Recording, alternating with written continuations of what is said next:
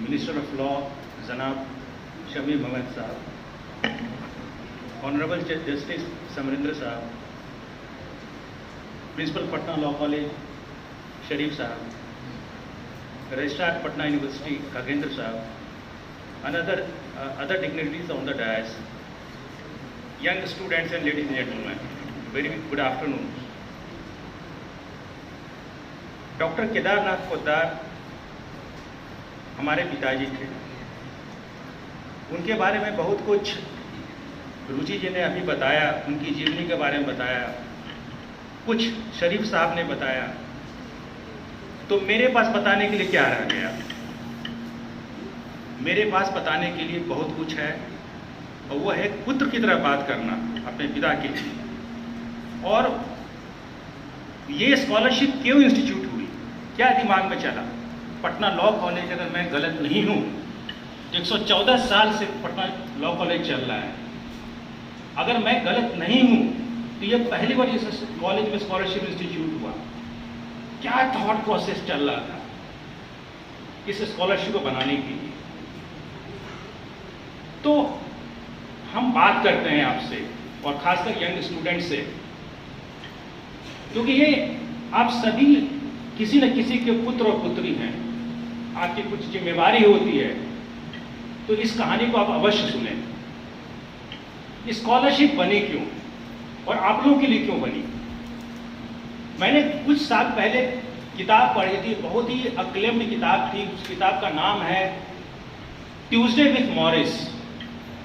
ये न्यूयॉर्क का बहुत बड़ा बेस्ट सेलर बुक था, ट्यूसडे विथ मॉरिस। मॉरिस कौन था?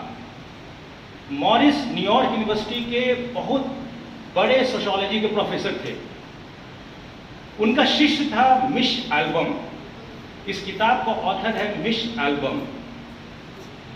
और उनके अंडर में, मॉरिस के अंडर में हजारों लोगों ने रिसर्च किया होगा, पीएचडी की होगी। मिश एल्बम उनका स्टूडेंट था। उन्होंने सोशियोलॉजी की पढ़ाई पूरी करके दोनों के रास्ते बदल गए। स्टूडेंट कालांतर में स्पोर्ट्स जर्नलिस्ट बन गए, वेल नोन स्पोर्ट्स जर्नलिस्ट। आप गूगल कर लीजिएगा उनका नाम। लेकिन सालों के बाद मिश एल्बम को पता लगा कि मेरे गुरु मॉरिस साहब, he is bedridden, he is terminally ill, he was about to die. पता नहीं क्या उनके दिमाग में बात आई, वो मॉरिस को ढूंढ लिए और उनके घर तक गए। पता लगा मॉरिस बैठे हुए थे, और जिस दिन गए वो मंगलवार का दिन था, ट्यूसडे का दिन था। अब उनके पास बैठे तो उस दिन उस प्रोफेसर मॉरिस ने अपने स्टूडेंट को, एक्स स्टूडेंट को, कुछ बातें बताई जो सोशियोलॉजी में नहीं आ पाया था, एकेडमिक करिकुलम में नहीं था। वो था जीवन तत्व की बात। उसकी बात वो कर रहे थे। मिश एल्बम को बहुत अच्छा लगा। दिन बीत गया, उनको लगा कि ज्ञान तो मेरा अधूरा रहा। उन्होंने कहा कि सर, मैं प्रोफेशनल काम में एंगेज रहता हूँ, मुझे मंगलवार को ही छुट्टी मिलती है, अगले मंगलवार को आता हूँ। एल्बम फिर अगले मंगलवार आ जाता है। मॉरिस की तबीयत और बिगड़ जाती है, और जैसे जैसे तबीयत बिगड़ती है, वो ज्ञान की बात, जीवन तत्व की बात और गहरे तरीके से बता पाते हैं एल्बम को। दूसरे ट्यूसडे को भी उनको बहुत अच्छा लगा।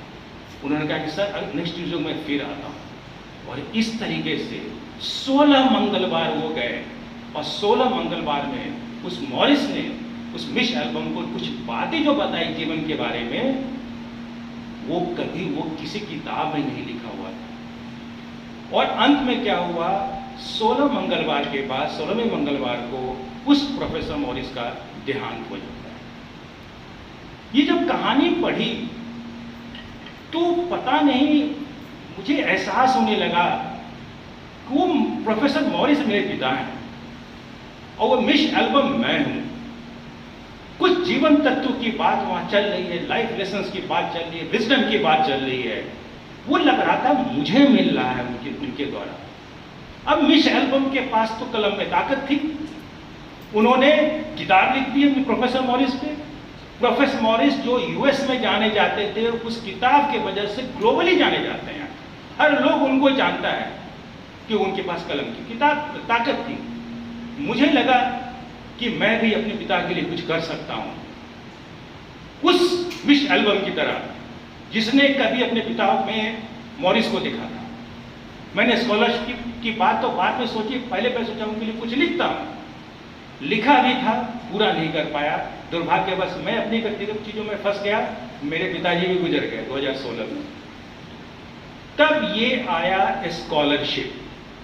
मुझे लगा मैं लिख नहीं पाया तो ये स्कॉलरशिप बननी चाहिए। स्कॉलरशिप इसलिए बननी चाहिए कि आप सभी समझिए एक महान शिक्षक वो कौन था, क्यों उसके नाम पे स्कॉलरशिप बनी है। एरिस्टोटल ने कहा था, एक टीचर की बात हुई इसलिए मैं बता रहा हूं, educating the mind without educating the soul is no education. Please understand this. Doctor Kedarnath Poddar जब पढ़ाते थे बच्चों को तो उसकी आत्मा तक जाते थे। शरीफ साहब गवाह होंगे, ऑनरेबल जस्टिस बैठे वो गवाह होंगे। वो आत्मा तक जाते थे, और आत्मा तक जाते थे इसलिए जाते थे कि वो आत्मा से पढ़ाते थे। और पूरे जीवन काल में मैंने उनको देखा, उन्होंने समय के साथ मेरे अंदर में स्टूडेंटशिप को क्रिएट कर दिया।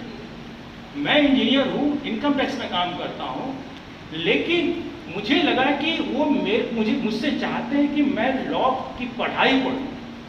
आप बिलीव नहीं करेंगे, इस नौकरी में रहते रहते मैंने सिर्फ उनको ट्रिब्यूट देने के लिए, कि उन्होंने मेरे अंदर में स्टूडेंटशिप को जगाया था, उसको ट्रिब्यूट देने के लिए मैंने LLB की पढ़ाई की, और इस जुलाई में मुझे डिग्री मिली है LLB बॉम्बे यूनिवर्सिटी से।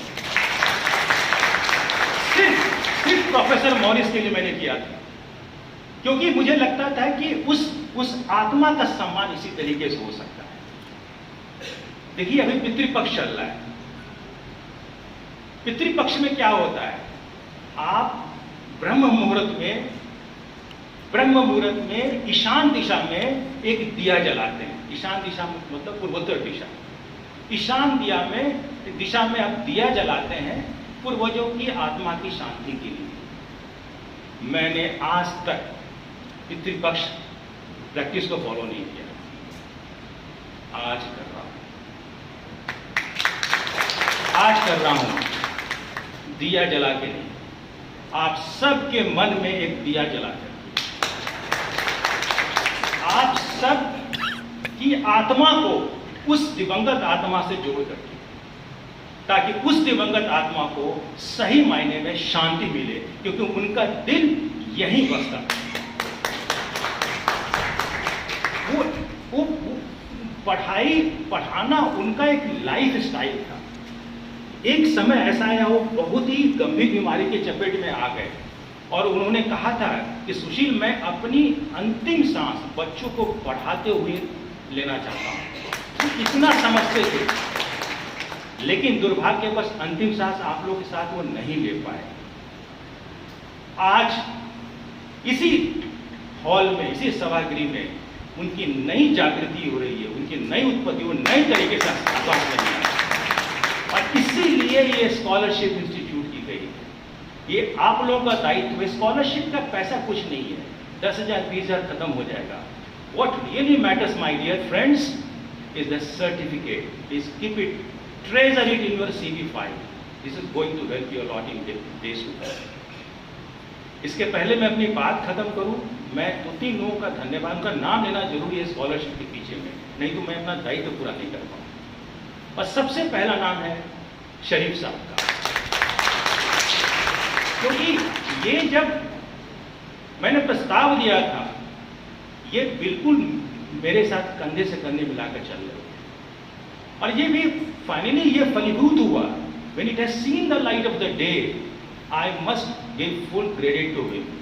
और कहीं से मुझे लगता है इन्होंने अपने गुरु के लिए करके गुरु दक्षिणा दिया है। दूसरा मैं नाम लूंगा, हमारे सामने बैठे हैं डॉक्टर राजकुमार पोद्दार। स्कॉलरशिप इंस्टीट्यूट करने में इनकी कोई भूमिका नहीं है, इनको पता भी नहीं था, लेकिन एक बार जब बन गया तो उन्होंने मुझसे कंधे से कंधे मिला करके हर सब कुछ किया जो इस स्कॉलरशिप इंस्टीट्यूट करने के लिए सफलता का मापदंड हो सकता। और थर्ड, एक आदमी का नाम मैं लेना जरूर आवश्यक समझता हूँ, और ये this I am going to take name at the cost of modesty, please forgive me, and this is my wife Nidhi Pota, she is sitting there. वो घर की बहू है, लेकिन जब भी स्कॉलरशिप की बात होती थी मुझसे ज़्यादा मेरा प्राइम मूवर वो खुद थी।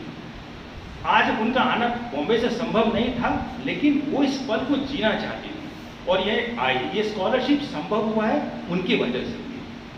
आप सबको तहे दिल से इस्तकबाल, आपको बधाई, स्कॉलरशिप मिला और आपका इंडक्शन हो रहा है। ईश्वर आपको जीवन में बहुत आगे ले जाए। बहुत बहुत धन्यवाद।